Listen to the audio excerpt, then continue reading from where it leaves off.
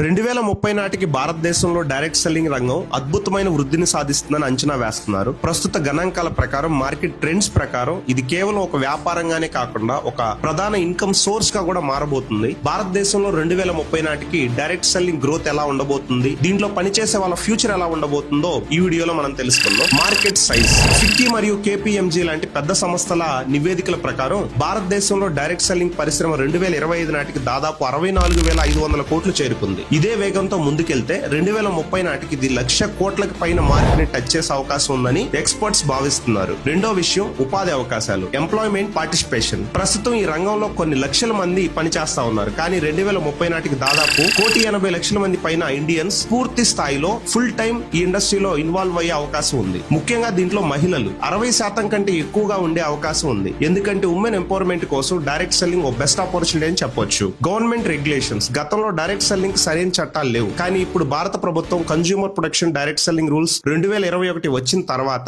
ఈ చట్టాలు చాలా కఠినంగా ఉండడం వల్ల మోసపూరిత కంపెనీలు, మనీ సర్క్యులేషన్ స్కీమ్స్ ని మెయింటైన్ చేసే కంపెనీలన్నీ కూడా క్లోజ్ అయ్యి నిజమైన ప్రొడక్ట్ బేస్డ్ కంపెనీస్ లో ప్రజలు జాయిన్ అయ్యి పని చేస్తారు. అండ్ ఆ కంపెనీస్ కి గౌరవం, నమ్మకం కూడా పెరుగుతుంది. 2030 నాటికి ఇది అత్యంత సేఫ్ ఆపర్చునిటీ కెరియర్ గా మారబోతుంది. దీని యొక్క మెయిన్ గ్రోత్ కి కారణం డిజిటలైజేషన్. సోషల్ మీడియా ఎక్కువగా జనాలు యూజ్ చేయడం వల్ల ప్రొడక్ట్స్ ని ప్రమోట్ చేయడం కానీ, టీమ్ బిల్డింగ్